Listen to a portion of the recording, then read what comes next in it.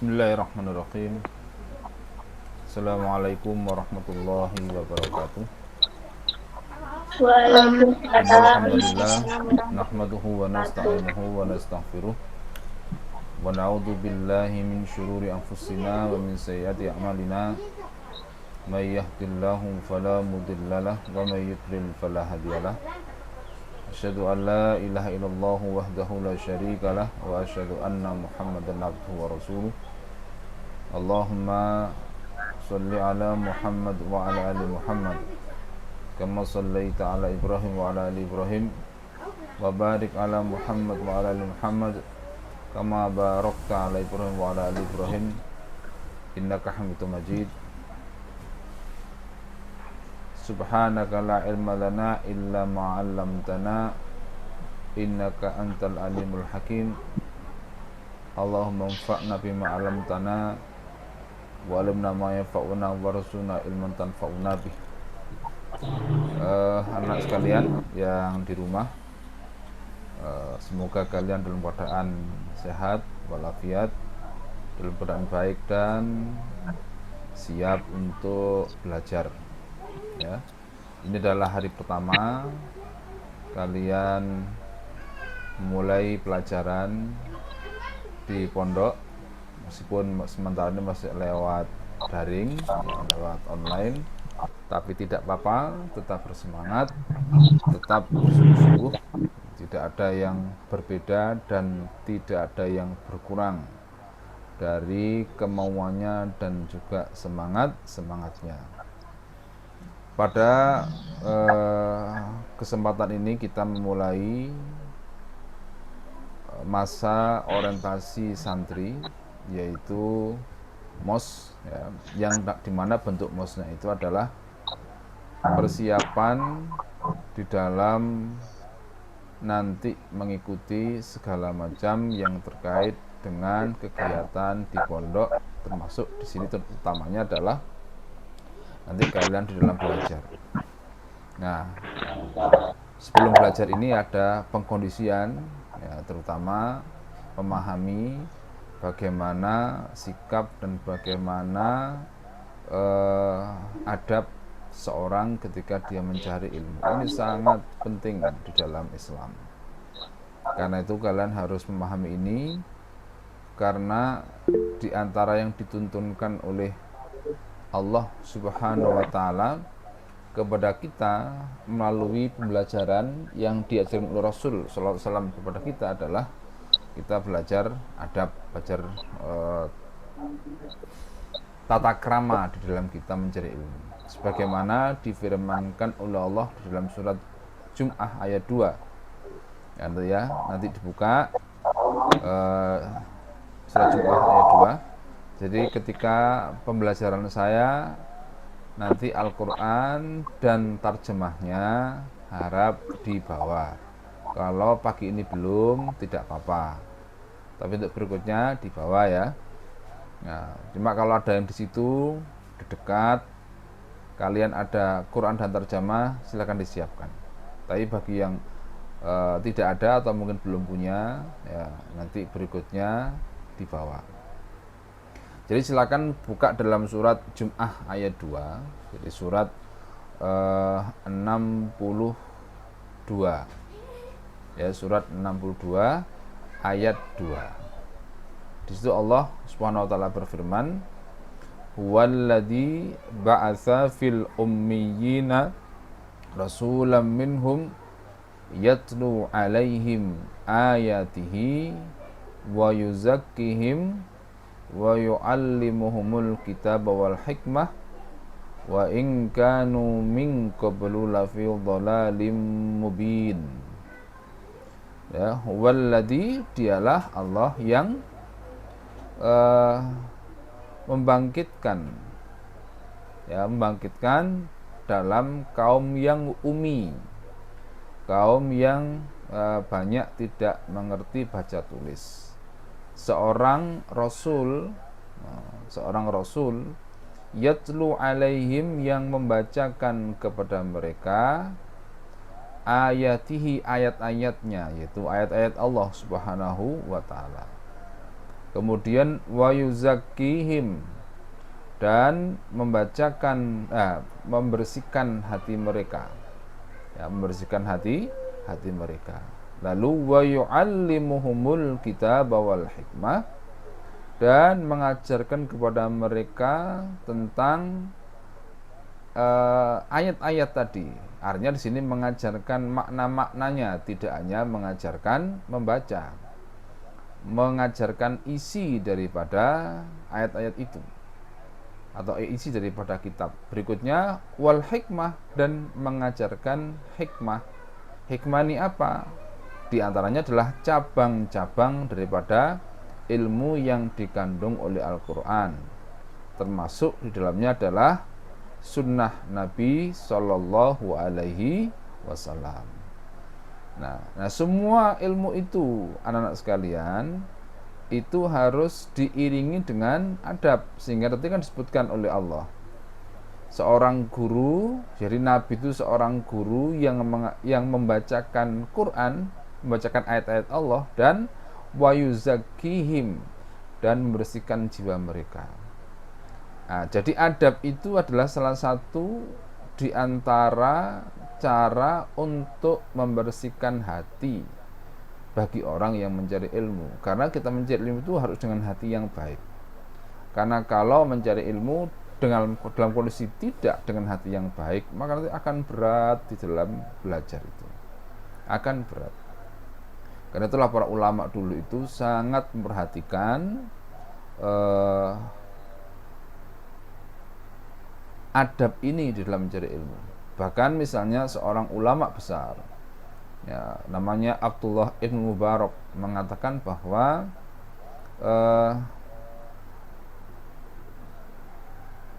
jadi ta'lamtul adab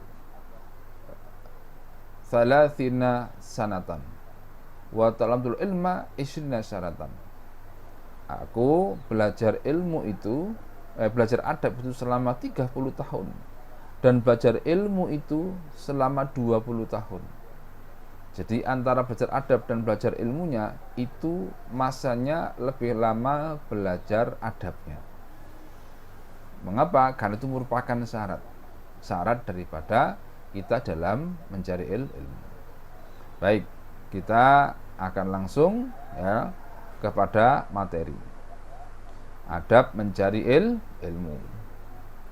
Nah, yang pertama dalam adab mencari ilmu itu adalah mengikhlaskan niat di dalam mencari ilmu. Mengapa demikian? Karena mencari ilmu itu merupakan ibadah, sebagaimana ibadah-ibadah yang lain. Kalau Asy-Syaikh, ya, Abdul Aziz bin Abdullah bin Bas rahimahullah ta'ala menyebutkan bahwa thalabul ilmi ibadatul qalbi, bahwa mencari ilmu itu adalah ibadah hati. Ibadah apapun kalau ingin diterima oleh Allah dan ingin ditolong oleh Allah harus dijalani dengan ikhlas. Karena Allah berfirman di dalam surat Al-Bayyinah, ya, wa ma umiru illa liya'budullaha mukhlishina lahuddina hunafa. Ya. Lihat nanti dalam surat Al-Bayyinah ayat 5. Surat Al-Bayyinah itu adalah surat nomor 98. Ya. Ayat 98 ayat 5. Bunyinya adalah wa ma umiru illa liya'budullaha mukhlishina lahuddina hunafa. Padahal mereka tidak disuruh kecuali agar beribadah hanya kepada Allah dengan memurnikan ketaatan hanya kepadanya dalam menjalankan agama yang lurus. Ya, dalam menjalankan agama yang lurus. Nah, itu adalah perintahnya. Jadi karena mencari ilmu itu adalah termasuk ibadah, maka semua perbuatan ibadah itu harus dijalani dengan ikhlas. Karena kalau mencari ilmu tidak ikhlas, maka tidak diterima oleh Allah. Jadi ilmu itu harus ditujukan di dalam rangka mendapatkan ridho Allah. Nah, dalil lain menyebutkan bahwasanya yaitu dalam hadis Nabi SAW. Beliau bersabda begini, An Abi Hurairah radhiyallahu anhu qala Rasulullah sallallahu alaihi wasallam, man ta'allama ilman mimma yubtagha bihi wajhullahi azza wa jalla la yata'allamuhu illa liyusiba bihi aradan minad dunya lam yajid urfal jannah yaumal qiyamah, lam yajid arfal jannah yaumal qiyamah, yakni rihaha. Barang siapa mencari ilmu, barang siapa mencari ilmu, ini mencari ilmu syar'i, kita mencari ilmu syar'i, ilmu agama, ilmu untuk mendekatkan diri kepada Allah, mimma yubtagha bihi wajhullahi azza wa jalla, yang semestinya ilmu itu dilakukan untuk mencari wajah Allah dengan ikhlas. Lalu la yata'lamuhu illa liyusiba bihi aradan minad dunya, namun dia tidak melakukannya, tidak mencari ilmu melainkan untuk mencari keuntungan duniawi. Ya. Maka ya, lam yajid urfal jannah yaumal qiyamah, dia tidak akan mendapatkan harumnya surga, tidak mendapatkan aroma surga. Dalam lafaz lain disebutkan bahwa aroma surga itu ya itu sudah dapat endus ya, di bau harumnya itu dalam jarak 40 kharif. Ada yang mengatakan 40 kharif itu adalah 40 tahun perjalanan. Nah, ini berarti kan jauh sekali. Kalau orang itu baunya tidak dapat, apalagi masuknya. Nah, makanya diikhlaskan di dalam mencari ilmu agama. Apa sebenarnya sebenarnya guna daripada keikhlasan itu? Kita itu kalau ikhlas, jadi kalau kita itu ikhlas karena Allah, apapun itu, apalagi mencari ilmu, maka kita pasti akan melakukan perbuatan itu dengan sebaik-baiknya, dengan penuh semangat, penuh kesungguhan, mencari cara terbaik yang bisa dilakukan untuk melakukan ibadah itu dengan yang terbaik. Karena kan kita ini hidup itu kan untuk melakukan yang terbaik. Alladzi khalaqal mauta wal hayata liyabluwakum ayyukum ahsanu amala.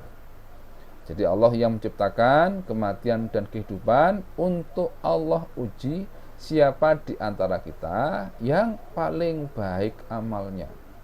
Dalam hal ini kalau mencari ilmu itu diikhlaskan karena Allah, maka tidak lain tujuannya adalah agar dilakukan mencari ilmu itu dengan cara terbaik, ya, dengan semangatnya, dengan kesungguhannya, dengan kegigihannya. Kalau punya bekal, dia akan melengkapi dengan bekal terbaik. Kalau dia itu punya sarana, dia akan mencari sarana terbaik yang dia bisa. Intinya adalah semuanya terbaik. Itu satu. Itu kalau keikhlasan itu. Kemudian yang kedua, orang itu kalau ikhlas, maka dia akan melakukannya dengan totalitas, tidak separuh-separuh. Jadi semuanya dikerahkan untuk mendapatkan ilmu itu. Kemudian yang ketiga, orang itu kalau ikhlas, maka dia akan merasakan enaknya di dalam mencari ilmu. Dia akan suka mencari ilmu itu, tidak terpaksa. Nah, jadi dia semata-mata, kalaupun terpaksa karena Allah, bukan karena orang tua, bukan karena ustadz, bukan karena ustadzah, atau bukan karena orang lain, tapi pihak lain, tapi karena Allah. Nah, yang keempat harapannya dengan ikhlas itu kita akan mendapatkan ma'unah dari Allah. Ya, Lalu yang kelima, kalau ikhlas, maka yang kita lakukan benar-benar akan menjadi ibadah. Nah, ini fungsi keikhlasan. Dan ini kebutuhan kita di dalam mencari ilmu ataupun ibadah yang lain. Jadi nanti anak sekalian, kalau kemudian pas mondok itu ya namanya manusia, kadang-kadang ada futurnya, ada rasa malasnya dan sebagainya. Bagaimana untuk itu harus diingat kembali, oh saya ini mencari ilmu karena Allah. Ya, Allah saja tidak malas memberikan rezeki kepada kita. Itu kan? Allah tidak malas memberikan apa? Jadi meskipun hamba itu malas, coba yang diberikan oleh Allah kepada kita berkurang apa tidak? Tidak berkurang. Ya, tubuh kita masih dijadikan sehat, masih diberikan rezeki, ya, kemudian nafasnya tidak dikurangi, oksigen tidak dikurangi, ya, degup jantung juga tidak dikurangi, kan semuanya tetap diberikan oleh Allah. Tapi kemudian mengapa kita membalasnya dengan kemalasan? Maka kalau kita ikhlas, ketika kita mau futur atau mau apa, yang kita ingat adalah Allah, yang tidak sedikit pun mengurangi nikmatnya kepada kita. Itu nanti harapannya kita akan bersemangat kembali. Nah, dan yang paling kita khawatirkan tadi itu, kalau tidak ikhlas itu apa yang akan terjadi? Kita tidak bisa mencium bau surga. Apalah artinya? Hidup ini kita lalui dengan capek lalu akhirnya masuk neraka. Apa artinya? Tidak ada artinya. Gitu? Karena pada akhirnya kita beribadah, kita melakukan ketaatan, itu harapannya nanti bertemu dengan Allah, melihat wajah Allah, dan itu syaratnya adalah masuk surga. Sekarang kalian harus mulai berpikir, harus mulai berlatih berpikir, mulai berlatih bersikap bahwasanya yang saya lakukan ini demi mendapatkan surganya Allah Subhanahu wa taala, bukan agar dapat piagam, bukan agar dapat agar dapat pujian, termasuk bahkan bukan agar dapat ijazah. Ijazah itu hanya tanda saja bahwa kita pernah belajar, tapi itu bukan tujuan utama. Kalau kalian nanti pandai, kalian kemudian berilmu tanpa ijazah, orang akan membutuhkan. Artinya kalau kalian itu punya kemampuan, kalian itu punya kualitas, maka apa? Maka tidak perlu itu. Ya, jadi ijazah itu nanti hanya formalitas bahwa kalian pernah belajar. Karena ulama dulu kan udah pakai ijazah. Tapi mengapa kemudian mereka memiliki kedudukan tinggi? Karena ilmunya. Jadi nanti ijazah yang paling nyata itu adalah kemampuan kalian. Lulus, hafalan Quran sudah selesai, apalagi kalau kemudian bagus hafalannya, lulus sudah bisa membaca kitab dan sudah banyak memahami, apalagi nanti kalau bisa mengajarkan. Nah, nanti ada di antara program kita itu yang di antara sebenarnya ciri khas keberhasilannya itu adalah dengan bisa ngajar. Nah, itu ada program kita yang seperti itu. Di antara indikator keberhasilannya sebenarnya adalah bisa ngajar. Indikator bahwasanya santri sudah mendapatkan kompetensi yang ditargetkan, yaitu bisa ngajar. Nah, nanti ada itu. Loh kan saya cuma masih MTS Ustaz. Loh, walaupun MTS dulu sudah ada santri yang seperti itu. Di WT itu ada. Jadi walaupun baru MTS itu sudah bisa ngajari adiknya, sudah bisa ngajari temannya. Memang itu adalah salah satu tanda keberhasilan belajarnya, ya. Jadi kemampuan kalian itu nomor satu. Kalian bisa itu nomor satu. Ya, dari proses pembelajaran itu. Baik, sekarang yang berikutnya, adab yang berikutnya. rajin berdoa kepada Allah, memohon ilmu yang bermanfaat. Nah, sekalian kita harus sadar bahwa ilmu itu sampai kepada kita karena Allah memberikannya kepada kita. Yang punya ilmu itu adalah Allah. Sumber ilmu itu adalah Allah Subhanahu wa ta'ala. Ya, ini harus kita ingat betul. Makanya di antara yang diajarkan oleh siapa? Oleh Allah kepada Rasulullah sallallahu alaihi wasallam itu adalah berdoa untuk meminta ilmu. Ya, wala ta'jal fil qur'ani qabla ayyuqda ilaika wahyu wa qur rabbi zidni ilma. Ya, ini lihat di dalam surat Toha. Surat Toha itu surat nomor 20. Ya, surat Quran nomor 20 ayatnya ayat 114. Ya, wala ta'jal fil qur'ani qabla ayyuqda ilaika wahyu wa qur rabbi zidni ilma. Jadi kata Allah, wahai Muhammad, jangan terburu-buru di dalam belajar Quran sebelum selesai wahyu disampaikan oleh malaikat Jibril, karena malaikat Jibril adalah gurunya Nabi SAW. Ya, Nabi itu tidak punya guru. Dari kalangan manusia, Nabi itu gurunya adalah malaikat, dan gurunya adalah Allah sendiri. Itulah Nabi SAW. Kalau kita kan enggak, guru kita kan sama manusia. Makanya apa kata Allah? Wa qur rabbi zidni ilma. Ya, berdoalah kepada Allah agar apa? Agar diberi ilmu. Nah, coba kalau kalian apa doa mencari ilmunya? Nah, itu dibaca nanti. Jadi doa yang kalian ketahui itu dibaca dalam rangka untuk mencari ilmu itu. Banyak. Misalnya ada doa yang datang dari Ibnu Mas'ud radhiyallahu anhu.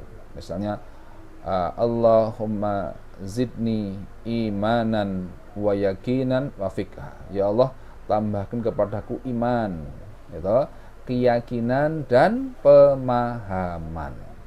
Itu adalah doa dalam kita mencari ilmu. Ya, ada lagi doanya Nabi Musa, Rabbi shrah li sadri wa yassir li amri wahlul 'uqdatam min lisani yafqahu qawli. Nah, anak sekalian, mohon agar diberi ilmu ini penting. Karena apa? Karena di antara ciri daripada nabi itu adalah ilmu. Para nabi itu. Jadi daripada para ilmu adalah daripada nabi adalah dia diberi ilmu oleh Allah. Falamma balagha asyuddahu atainahu hukman wa ilma. Itu disampaikan oleh Allah kepada Nabi Yusuf alaihissalam. Falamma balagha asyuddahu atainahu hukman wa ilma. Ketika sudah sampai pada usia dewasa, maka Nabi Yusuf itu diberi ilmu oleh Allah dan diberi apa? Diberi hukman, pemahaman hikmah dan juga hukum. Demikian juga dengan Nabi Musa. Walamma balagha asyuddahu wastawa atainahu hukman wa ilma. Ya, demikian juga yang disampaikan ayat yang oleh Allah kepada Nabi Yahya alaihissalam. Ya, khudil kita ya Yahya khudil kita bikuah. Ya, jadi wahai Yahya, ambil Quran itu, pelajari dengan sungguh-sungguh, maka kami berikan kepadanya ilmu, ya, ketika dia masih apa? Ketika dia masih belia, masih anak-anak, dan lain sebagainya. Apa tadi contoh kita minta ilmu itu? Rabbi zidni ilma, Rabbi shrah li sadri wa yassir li amri wahlul 'uqdatam min lisani yafqahu qawli. Apalagi tadi? Rabbi zidni imanan wa yaqinan fiqha. Terus apa lagi? Doa apa lagi? Allahumma inni as'aluka ilman nafi'a wa rizqan thayyiba wa amalan mutaqabbala. Itu juga doa mencari ilmu. Jadi banyak berdoa untuk mencari ilmu itu. Ya, termasuk misalnya kalau kita dalam sholat misalnya. Apa? Dalam sholat itu doa mencari ilmunya yang mana? Ayo, dalam sholat. Ini bahkan doa ini wajib dibaca. Apa itu? Ihdinas siratal mustaqim. Ya Allah, tunjukkan kami ke jalan yang lurus. Itu di antara kandungannya adalah minta diberi ilmu. Ya, ihdinas siratal mustaqim. Jadi harus rajin berdoa kepada Allah. Karena hanya Allah yang kuasa untuk memberikan ilmu. Ya, dialah yang al-alim. Nah, dialah yang Rabbul Alamin. Dia itu adalah Rabbul Alamin itu apa? Yang mengatur, yang mencipta alam semesta, yang mengatur alam semesta. Termasuk diantara adalah yang dia adalah murabbi. Allah itu adalah murabbi. Allah itu adalah guru. Maksudnya Allah lah yang mendidik makhluk itu. Nah, makanya kita harus minta ilmu itu kepada Allah Subhanahu wa taala dan harus banyak berdoa. Orang mencari ilmu tidak boleh malas berdoa. Dia tidak boleh malas meminta kepada Allah Subhanahu wa taala, hanya mengandalkan otaknya sendiri, hanya mengandalkan usahanya sendiri dan lain sebagainya. Kan banyak orang seperti itu. Tapi akhirnya dia katakanlah mungkin menghafal, bisa hafal atau paham, tapi apa? Tapi akhirnya tidak bermanfaat ilmunya. Tidak bermanfaat ilmunya. Ya. Jadi yang akhirnya kemudian dia tidak di antara bentuk tidak manfaatnya ilmu itu, dia tidak bisa mengamalkan ilmunya. Ya. Baik. Berikutnya adalah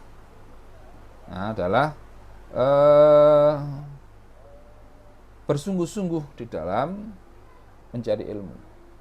Ya. Bersungguh-sungguh dalam belajar, ya, dan selalu haus dalam mencari ilmu. Ya, artinya di sini dalam mencari ilmu itu tidak boleh ada istilah malas. Ya, tidak boleh ada istilah.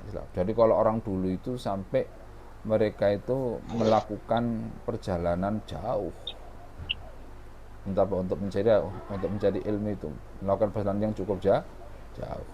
Nah, ini perlu untuk kita pahami bersama. Jadi Nabi Musa misalnya, Nabi Musa alaihissalam itu mencari ilmu itu jauh, ya.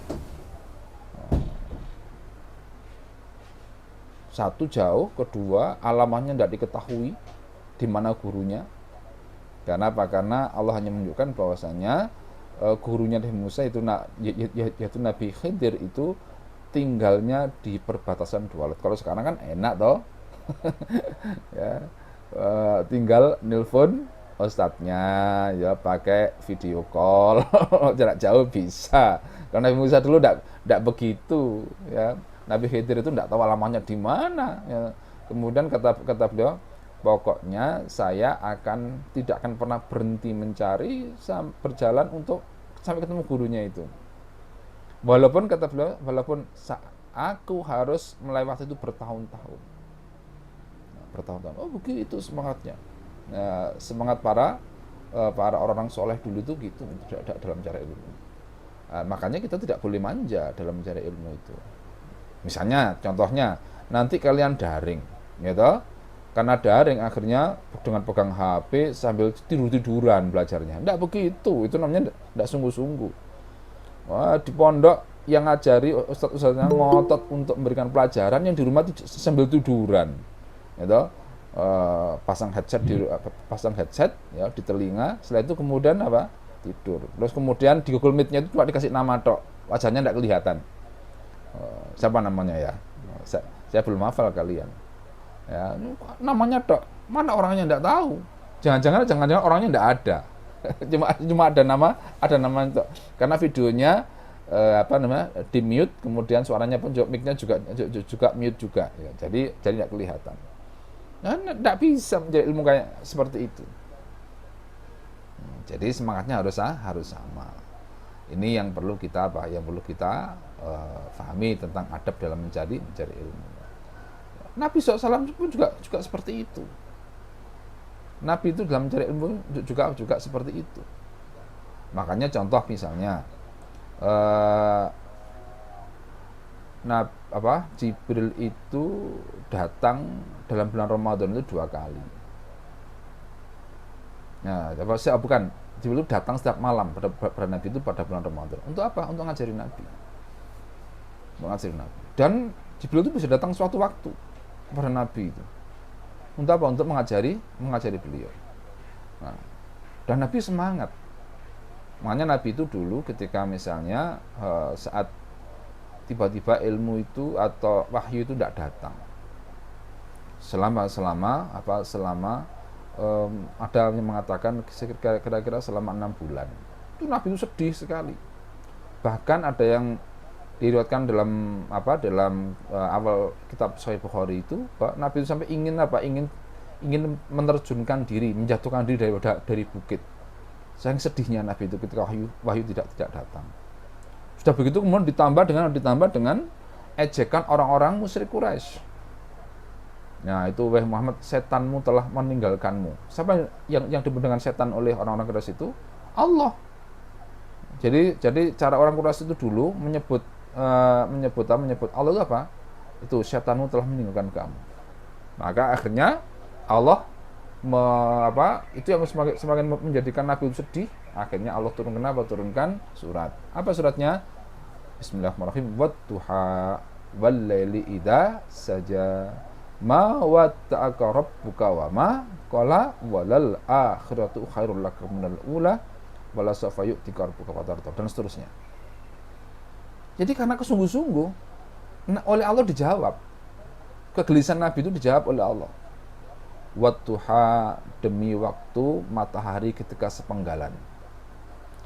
Wallaili idza saja, dan demi waktu malam ketika mulai datang menjelang. Ma watta'aka rabbuka wa ma qala. Wahai Muhammad, Tuhanmu tidak meninggalkanmu. Tuhanmu apa? Dan juga tidak ingin menyusahkanmu. Jadi apa? Wadduha wallaili idza saja ma watta'aka rabbuka wa ma qala. Lalu apa kata Allah? Walal akhiratu khairul laka minal ula. Jadi wahai Muhammad, dunia yang akhirat itu lebih baik daripada dunia. Kalau dunia itu seperti itu yang dihadapi oleh Nabi itu, ejekan. Jadi menyampaikan ilmu kadang-kadang seperti itu diejek oleh siapa? Diejek oleh orang yang tidak suka. Itu adalah ujian-ujian dunia. Mudah dan itu tidak lama. Maka kata Allah, yang akhirat itu lebih baik daripada dunia. Atau yang awal itu lebih baik daripada akhirnya. Nah, jadi kita harus yakin bahwasanya yang katakanlah sekarang kita ini mencari ilmu dengan penuh perjuangan, susah payah, ya itu awalnya memang seperti itu, tapi nanti akhirnya apa? Akhirnya akan membahagiakan. Jadi jangan kemudian menjadi orang yang sudah patah ketika memulai perjalanan. Mengapa? Karena hasil itu di akhir, bukan di awal. Mencari ilmu juga sama. Jadi akan berat, akan penuh perjuangan ketika memulai. Tapi nanti hasilnya di saat akhir. Oh, jangankan masalah ilmu, jangankan urusan akhirat, urusan dunia aja kan seperti itu. Coba sekarang orang bekerja, dia tidak mau repot-repot di awal, ya mana mau mendapatkan hasil, kan itu toh.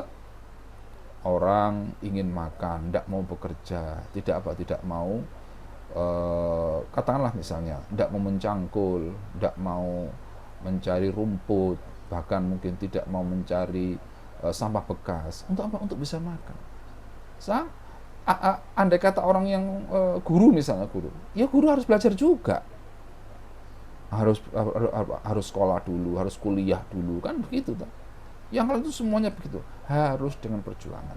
Apalagi ini ingin mendapatkan sesuatu yang sangat berharga di mata Allah Subhanahu wa taala, maka harus bersungguh-sungguh. Kalau malas tidak berhasil.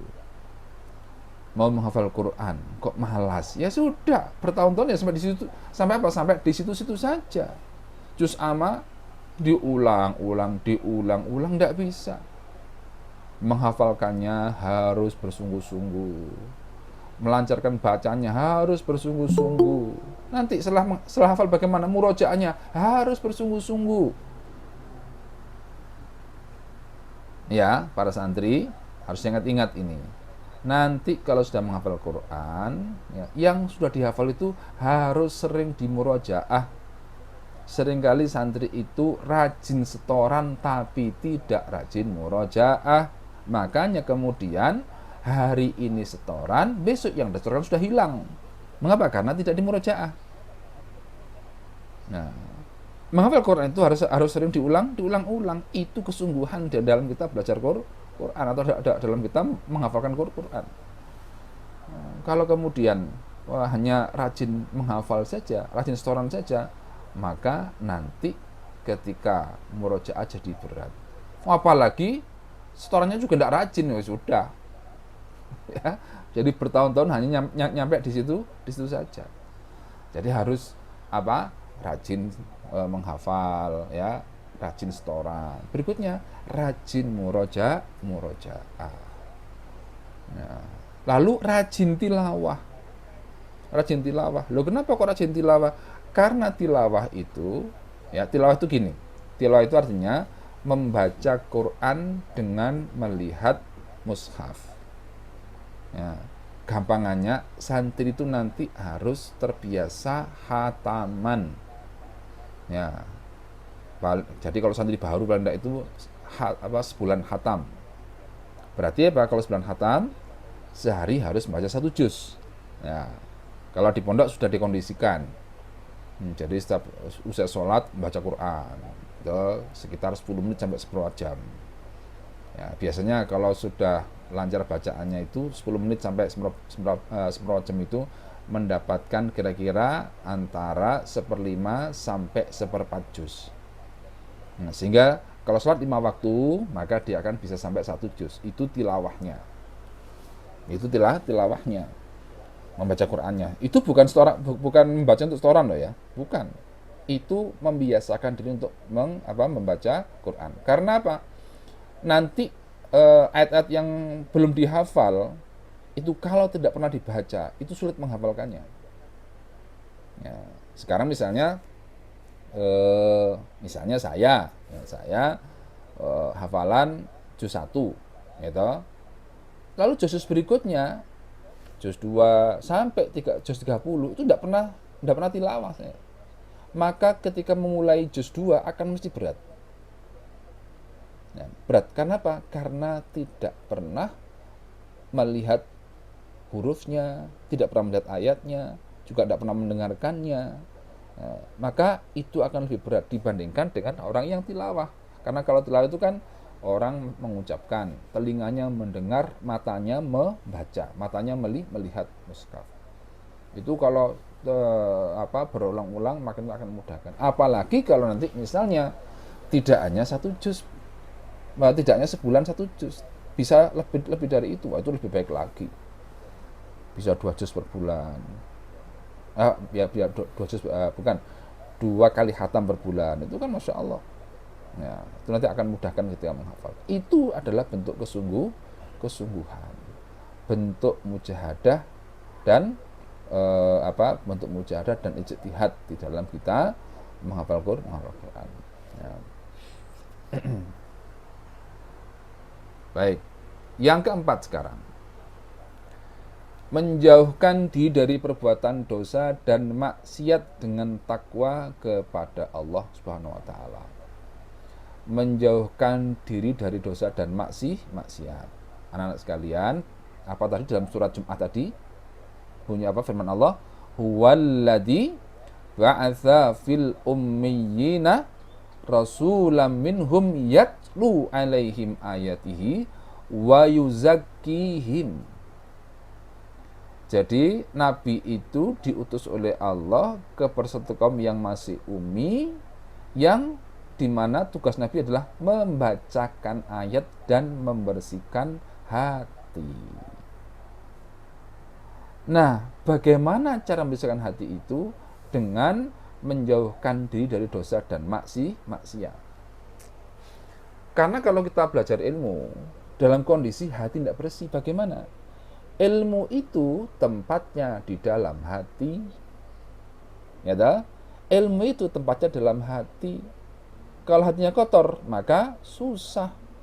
Apalagi kemudian kotornya itu sampai penuh, maka ilmunya tidak bisa masuk, ya, tidak bisa masuk. Seperti begini loh, guys, nanti coba kalian apa? Kalian cari teko ya, teko, kalian isi air yang mengandung lumpur. Diisi apa? Diisi separuh teko. Lalu apa? Lalu isikan air jernih, misalnya air minum, isikan ke teko sampai penuh. Kira-kira jadi apa? Kalian kira-kira mau minum apa enggak? Tuangkan ke cangkir, ya, ke cangkir. Kalian mau minum apa enggak?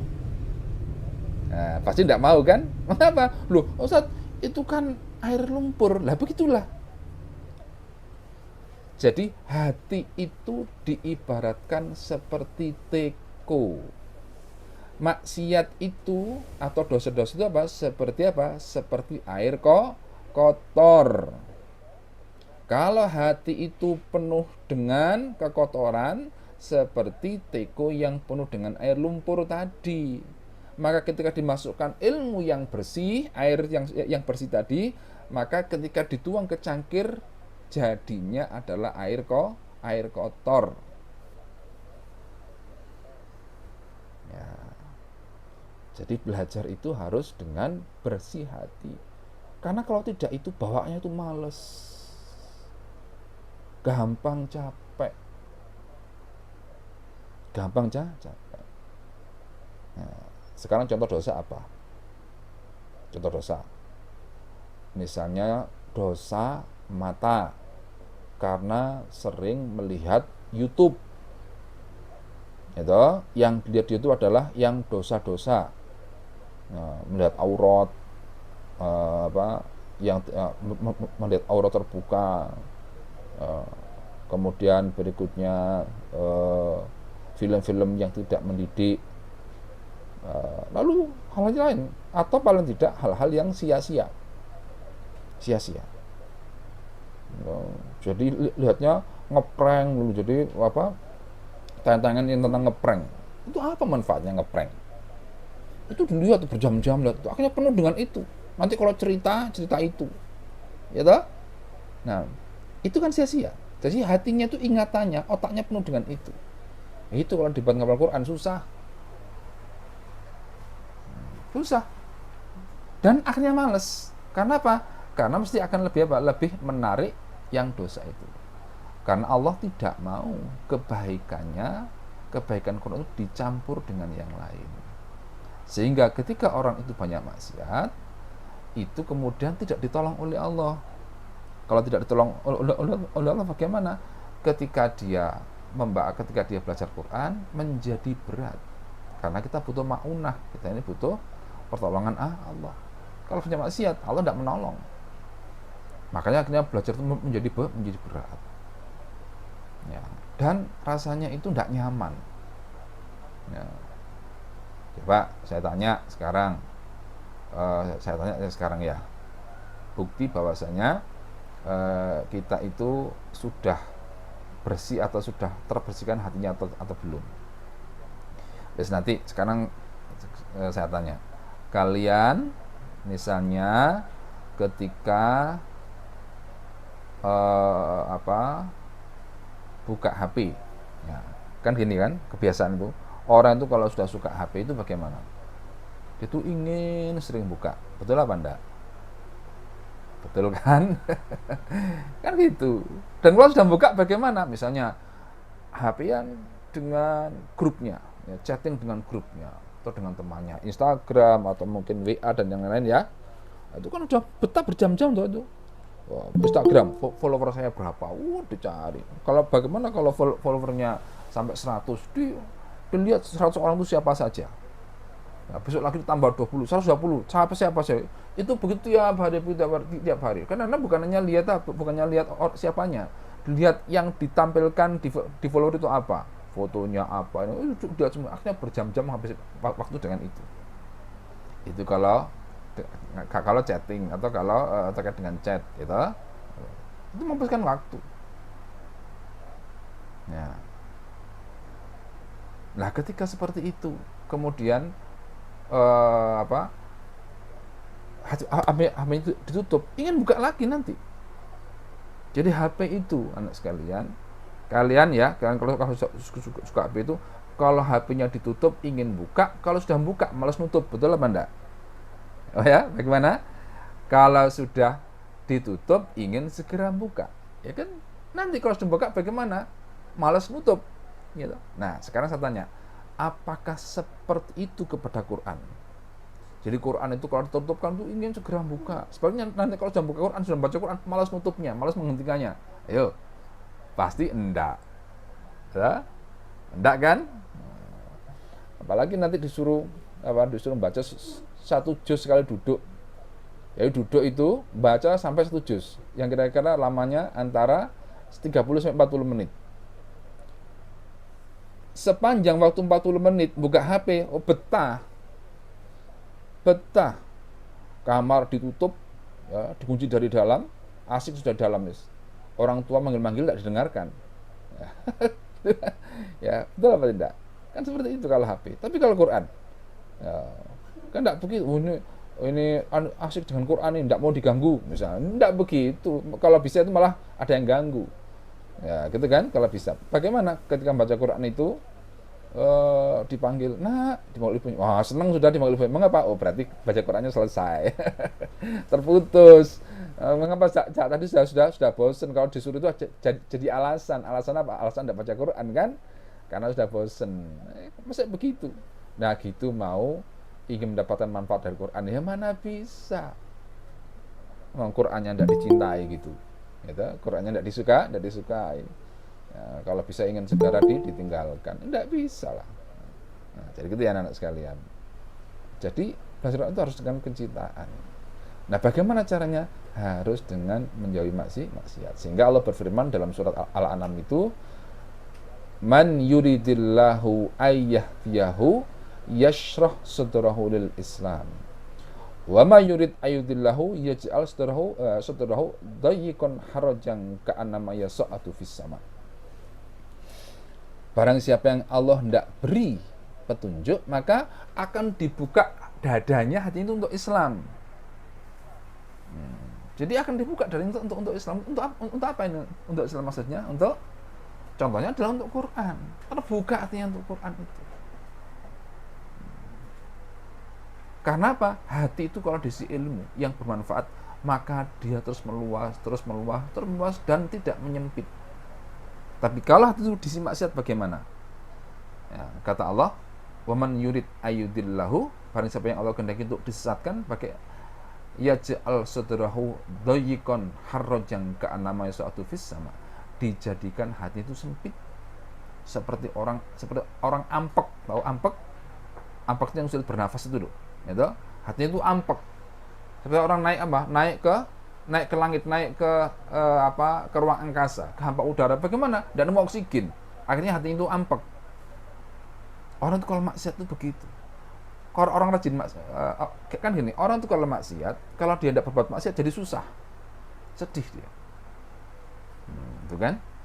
Nah, contohnya kita tuh kalau suka itu ngobrol, apalagi ngobrol itu tidak jelas itu kan. Maka ketika kita tidak ngobrol itu rasanya kesepian. Akhirnya cari teman ngobrol. Nanti kan kalau baca Quran atau menghafal Quran pasti ketemu dengan kondisi yang seperti itu. Maka siapkan diri dari sekarang. Biasakan diri untuk menyendiri ketika menghafal. Nah, karena apa? Karena menghafal itu butuh konsentrasi. Menghafal kok sukanya gerombol-gerombol, tidak bisa menghafal. Menghafalnya cuma satu ayat, ngobrolnya berapa? Berjam-jam. Akhirnya setoran cuma dapat 1-2 ayat atau paling maksimal separuh halaman. Loh kenapa? Karena tadi ngobrol itu pun tidak lancar ketika setoran hafalan. Itu penyakit orang menghafal Quran. Gangguan orang menghafal Quran itu seperti itu. Maka bersihkan dari maksiat. Karena maksiat itu menjadikan ketagihan. Bahkan kadang-kadang maksiatnya itu ditulis di dalam apa? Di dalam mushaf.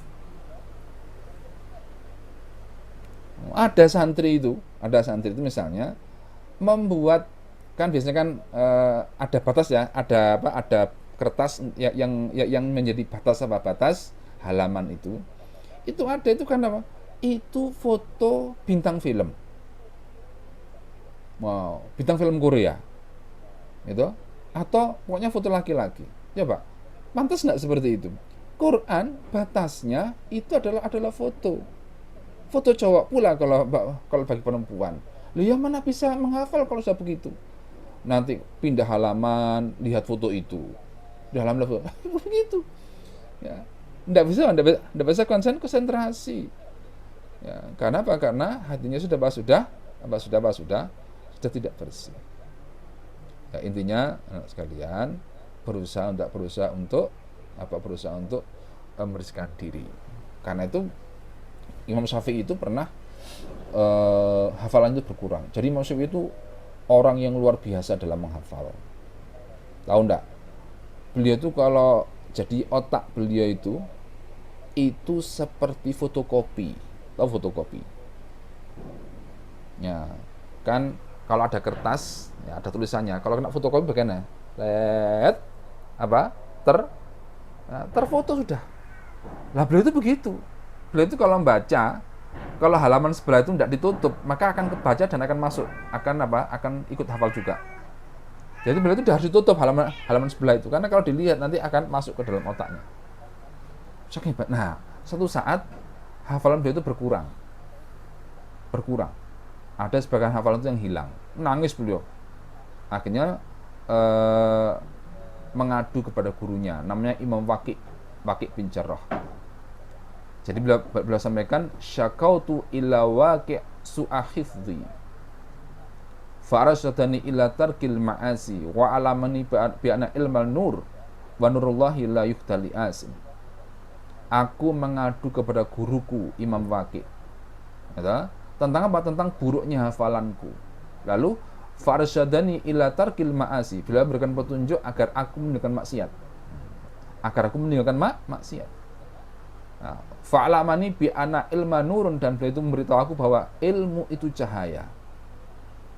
Wa nurullahi la yuhtali asin, dan cahaya Allah itu tidak diberikan kepada orang yang berbuat maksiat. Ini bait yang sangat terkenal, yang seringkali dikutip oleh orang yang belajar ilmu, bahwasanya nurullahi la yuhtali asin.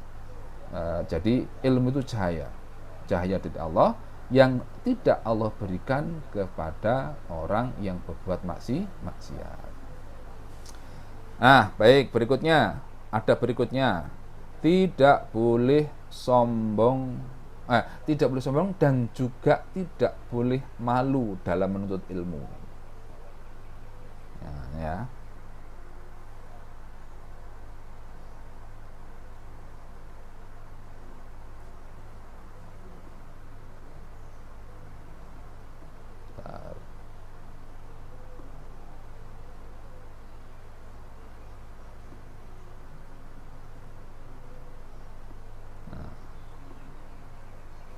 Jadi di sini Imam Mujahid mengajari sombong ya dan malu menyebabkan pelakunya, orang mencari ilmu itu, tidak mendapatkan ilmu selama kedua sifat itu masih ada dalam dirinya. Jadi mencari ilmu tidak boleh malu dan tidak boleh sombong. Kalau malu, orang jadi tidak bisa bertanya.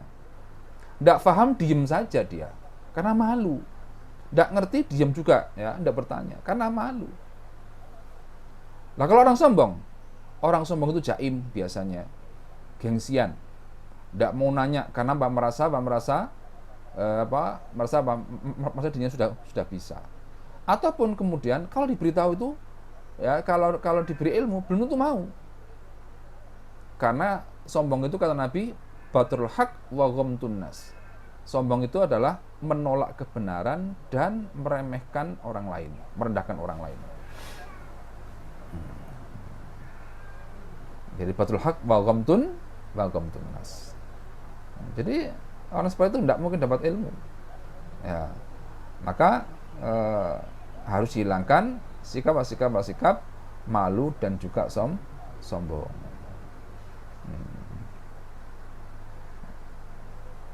Yang jelas begini, kalau sombong itu penyakitnya iblis. Sombong itu penyakit iblis, dan Allah itu paling benci kepada orang sombong.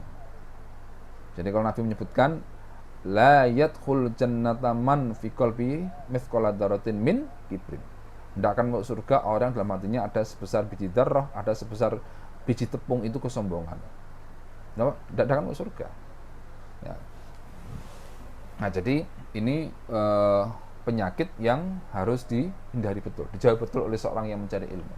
Apa itu penyakit kesombongan? Dan ini seringkali gitu.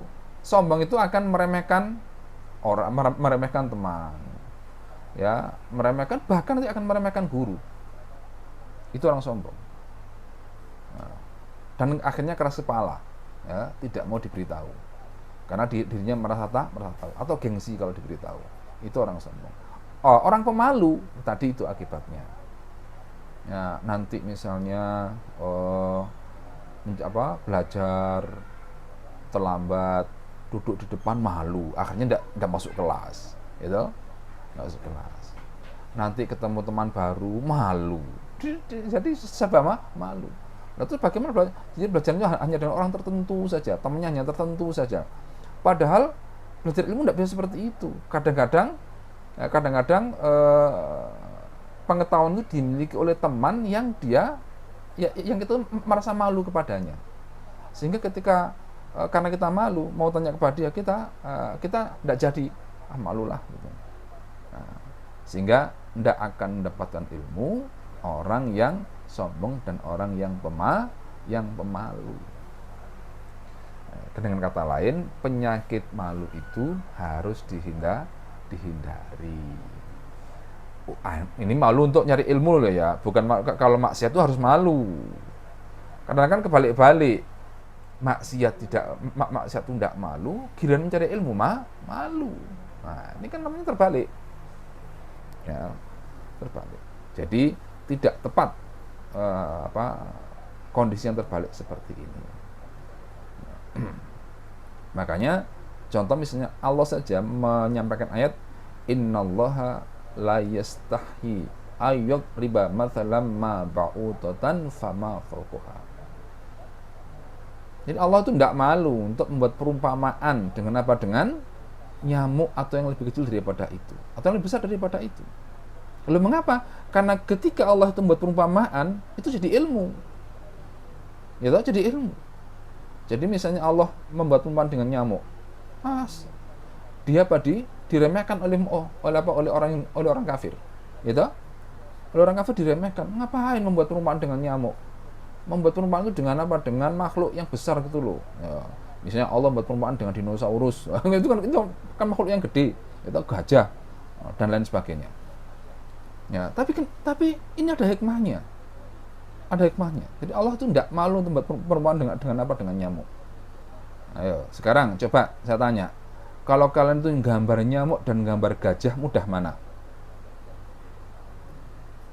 Ayo saya tanya sekarang, mudah mana gambar nyamuk dan gambar gajah? Nah, pasti mudah gambar gajah kan? Gambar nyamuk itu sulit, ya, sulit. Nah, coba bayangkan bagaimana nyamuk, makhluk yang kecil itu, organ tubuhnya seperti apa, ususnya kayak apa, gitu. Kemudian alat pernafasannya seperti apa, giginya kayak apa, kan tidak punya gigi, Ustadz. Ya, oke lah. Sekarang bagaimana cara makannya? Kalau dia itu punya anusnya kayak apa? Dia kan harus melakukan pembuangan, toh. Ya, nyamuk kan harus BAB.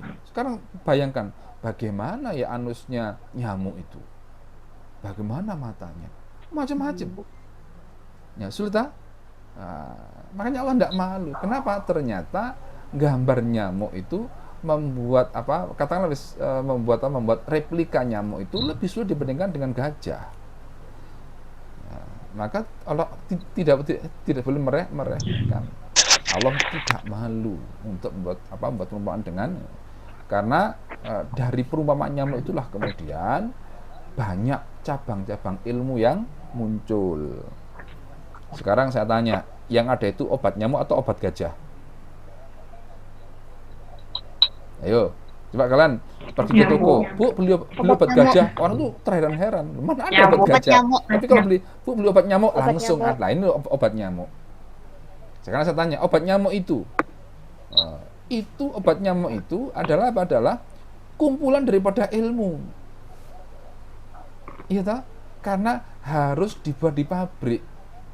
Nah, siapa aja yang berkumpul di pabrik itu? Seorang ahli mesin, ya toh? Kalau sekarang ahli komputer, ahli keuangan, macam-macam berkumpul untuk apa? Untuk memproduksi yang namanya obatnya. Idenya dari mana? Idenya dari makhluk kecil bernama nyamuk.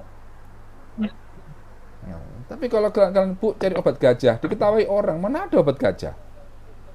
Itu ya, mana ada obat harimau, kan tidak ada. Yang itu adalah obatnya jadi pabrik gede itu adalah obat nyamuk yang ada, bukan obat harimau.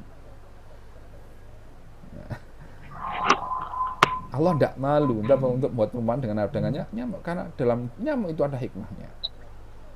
Ya, jadi anak sekalian, ini apa ini? Pentingnya kita menghilangkan atau menghindari sifat malu untuk mencari ilmu. Malulah untuk berbuat maksiat. Nah, jadi kalau maksiat itu silakan malu kepada Allah, malu kepada orang. Karena apa? Karena disebutkan oleh Nabi SAW, innal haya la ya'ti illa bi khair. Ya. Rasa malu itu tidak akan datang kecuali dengan kebaikan. Tapi apa? Malu kepada hal yang memang layak untuk kita merasa malu melakukannya. Nah, apa itu diantaranya? Adalah berbuat maksiat. Ya. Sombong itu juga memalukan sebenarnya, sombong itu. Ya toh? Bagaimana orang sombong? Orang sombong itu kan petentang, kayak orang pintar tapi dia tidak pinter. Ya, karena kan gitu. Jaim, ya, jaga gengsi tapi tidak jelas. Nah, ya orang kalau pepatah bilang itu apa? Tong kosong nyaring bunyinya. Kalau ngomong keras, ya keras. Tapi apa? Ketika dia kemudian ditanya ilmu, dia tidak bisa, dan itu banyak.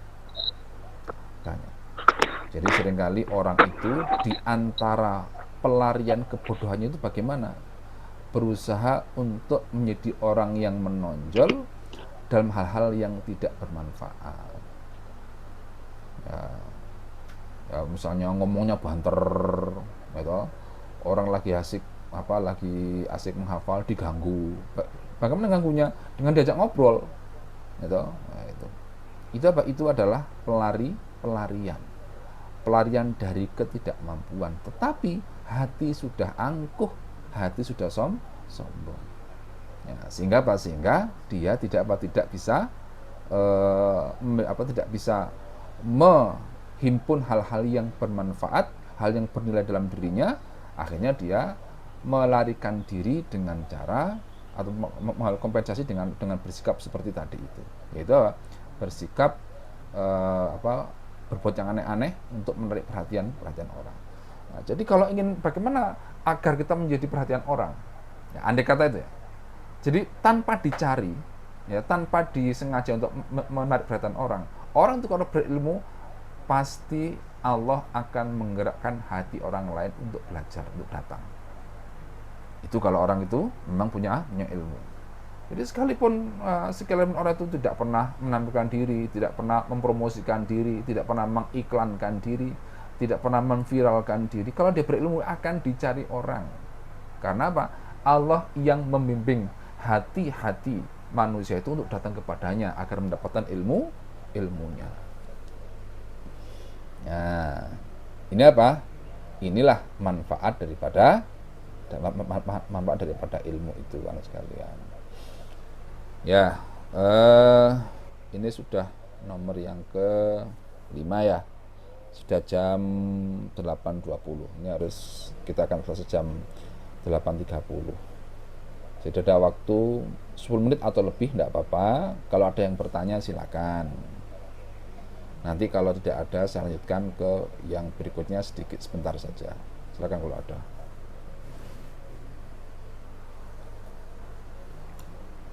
Bagi para santri yang ingin bertanya, silakan bisa dengan menggunakan mic langsung ataupun di kolom chat. Berapa orang yang bisa mengikuti? 26. Oh, lengkap berarti. Ya, alhamdulillah. Yang dari Sepeken bisa nangkat? Santri Alia? Siapa itu namanya? Bisa? Dari Pulau Sepeken? Nah, ada yang dari pulau itu.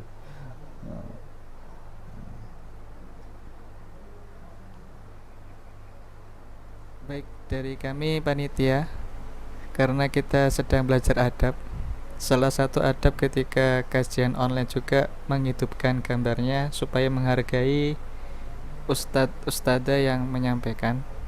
Silakan dibuka webcam laptop masing-masing ataupun HP demi menghargai satu sama lain. Itu adalah bentuk adab juga dalam mengikuti kajian.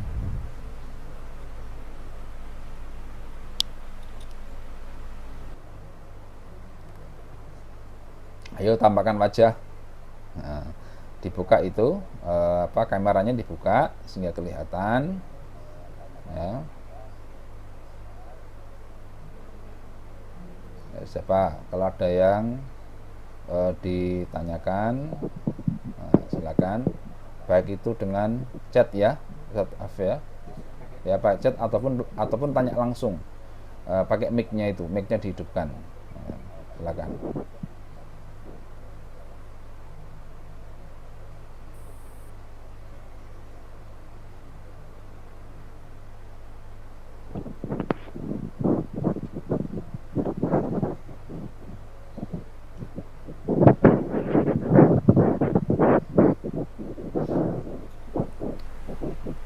Silakan untuk santri yang lainnya bisa menghidupkan kamera, bentuk salah satu adab dan menghargai satu sama lain dalam kajian online ini.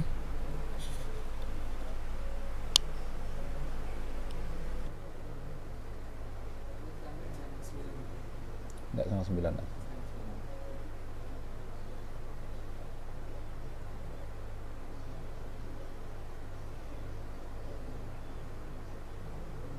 Baik, kalau tidak ada saya teruskan dulu ya. Nanti kalau setelah ketika jam 8.30 saya akan kita buka lagi kalau ada yang ingin bertanya. Yaitu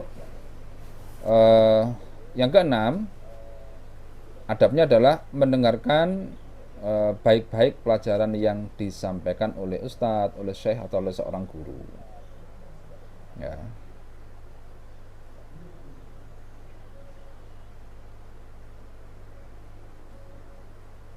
Ini apa ini adalah adab daripada kita mencari ilmu. Jadi mendengarkan dengan sebaik-baiknya. Dan itu misalnya disampaikan oleh Allah itu agar kita menyimak itu. Ya ayuhan nasu duriba mathalun fastami'ulah. Fastami'ulah. Ya. Innal ladzina tad'una min dunillahi la yakhluqu dzubaba walaw ijtama'ulah. Coba itu ayat itu menyebutkan, wahai manusia, dibuat untukmu perumpamaan, maka simaklah. Simaklah. Nah, jadi memang diantara cara belajar itu dengan menyimak. Atau dengan apa? Dengan mendengarkan. Dengan sebaik-baiknya pelajaran yang disampaikan. Ya, jadi kalau zaman dulu, apalagi untuk masyarakat yang masyarakat yang belum bisa baca, ya menyimak itu menjadi nomor satu. Sehingga bunyi ayat itu apa? Yatlu alaihim ayatihi. Bacakan dengan apa? Dengan bacakan kepada mereka ayat. Bagaimana tuh? Dengan apa? Dengan mendengarkan. Kalau Nabi itu, karena Nabi itu adalah orang yang beliau itu adalah manusia yang umi, pun juga demikian. Beliau itu mendengarkan, mengandalkan telinga dan ucapan bibir. Jadi ucapan guru.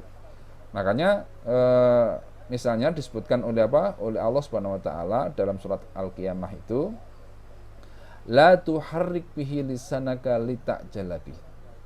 Inna alaina jam'ahu wa qur'anah wa idza qara'nahu fattabi qur'anah. Tsumma inna alaina bayanah. Ini kan pelajaran agar menyimak dengan baik-baik. Nah, jadi la tuharrik bihi lisanaka litajalabi. Hei Muhammad, jangan engkau gerakkan lisanmu karena ingin terburu-buru membacanya, terburu-buru menirukannya. Nabi itu mendengar dari bacaan malaikat Jibril. Maka saking minatnya Nabi dalam belajar, ketika ayat itu diucapkan, Nabi itu ingin segera membersamai. Ya, ingin segera mengikuti bacaan itu. Maka oleh Allah ditegur, tidak seperti itu. Apa? La tuharrik bihi lisanaka litajala bih. Inna alaina jam'ahu wa qur'anah. Sungguhnya kamilah yang akan yang memberikan jaminan untuk menghimpunkan itu ke dalam dadamu wahai Muhammad dan membacakannya kepadamu. Ya.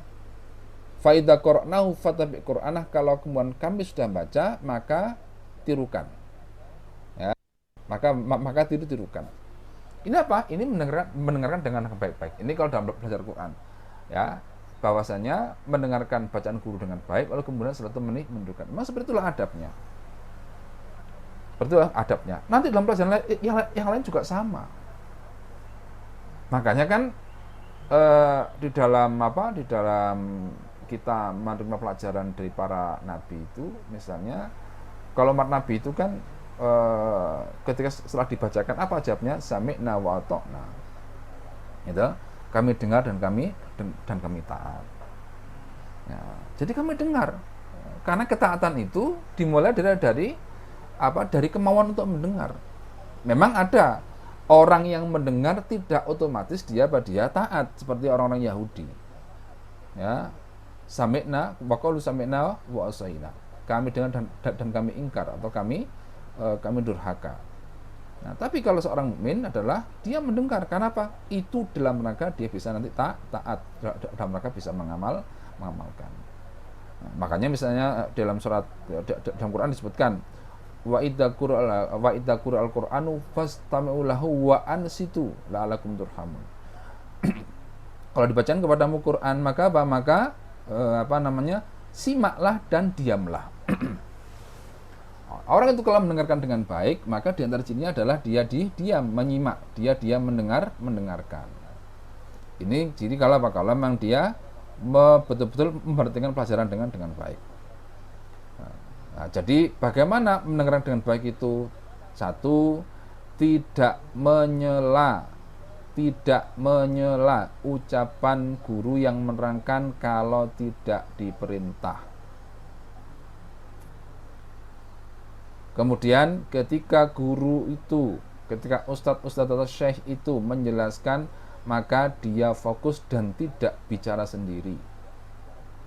Ketiga, tidak beraktivitas dengan hal-hal yang akan merusak ketenangan majelis. Imam Syafi'i itu bercerita begini, saya itu kalau makan itu saya hindari untuk ada suara di piring saya. Mengapa? Nah, jadi beliau itu kalau di hadapan Imam Malik itu ada gurunya Imam Syafi'i, ya, diantaranya. Jadi beliau itu kalau pas Imam Syafi'i itu Imam Malik itu ada atau guru yang lain itu ada, maka beliau itu berusaha menghindari kalau makan itu tidak terdengar suaranya. Suara piringnya itu loh. Ya, taktuk ya kan itu ketika makan. Itu dia, padahal itu tidak dalam kondisi belajar. Cuma itu adalah adab kepada seorang guru. Jadi menjaga suasana agar tidak hiruk pikuk, menjaga suasana agar tidak ribut. Ya. agar suasana itu tenang. Apalagi ini dalam kelas, dalam majelis misalnya, maka dihindari hal-hal yang nanti akan bisa merusak suasana kelas itu. Kemudian berikutnya adalah ya bagian daripada mendengarkan dengan baik-baik itu ya duduk tenang.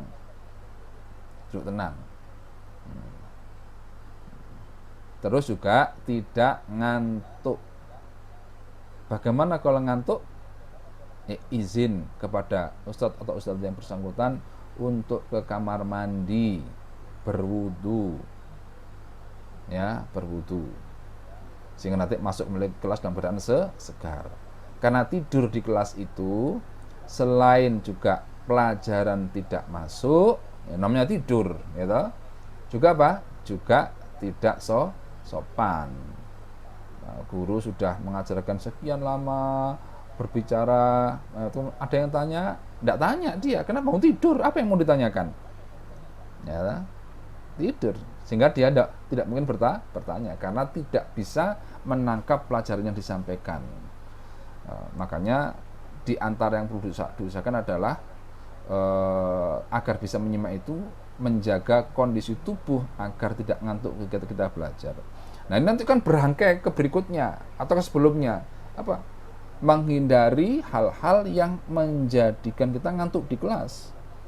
Misalnya terlalu capek karena apa? Begadang, malam tidak tidur, atau tidurnya kemalaman, atau di waktu istirahat tidak dipakai istirahat. Misalnya tidur siang, tidak dipakai tidur siang, pokoknya ngobrolahnya habis waktu. Ketika pelajaran sore ngantuk, ngantuk. Nah, jadi dengan adab mendengarkan baik-baik ini sekaligus melatih kita untuk disiplin waktu dan menjaga kondisi tubuh sehingga tidak terlalu lelah, tidak kecapean, sehingga bisa konsentrasi mengikuti pelajaran. Di antara bisa konsentrasi menyimak, mendengarkan ketika guru memberikan pelajaran. Ya, baik anak, sudah jam 8.32. Silakan kalau ada yang ingin ditanyakan. Ya. Baik langsung ataupun lewat chat. Ya, silakan.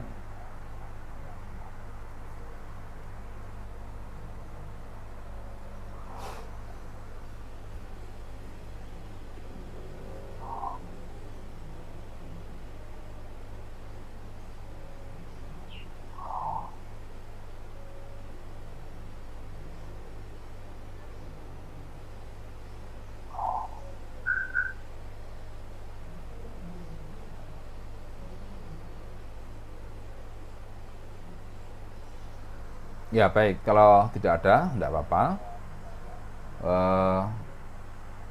Jadi besok ada pertanyaan, ya, agar mungkin ada hal yang belum dipahami atau belum dimengerti. Hari ini cukup sampai sekian. Insya Allah besok akan kita mulai lagi pelajaran kita tentang adab ini. Ya, jadi penyampaian materinya kira-kira 1,5 jam. Ya, kurang lebih, ya. Nanti ada tanya jawab. Karena ini tidak ada yang bertanya, maka ini pembukaan belajar kita maka bisa dimaklumi. Baik, saya kira demikian hari ini, pagi ini dari saya. Insya Allah nanti akan melanjutkan dengan jadwal yang lain, ya. Semoga menjadi perhatian dan juga semoga diberikan kemudahan oleh Allah Subhanahu wa taala. Dari saya cukup. Subhanakallahumma wa bihamdika asyhadu an la ilaha illa anta astaghfiruka wa atubu ilaik. Assalamualaikum warahmatullahi wabarakatuh.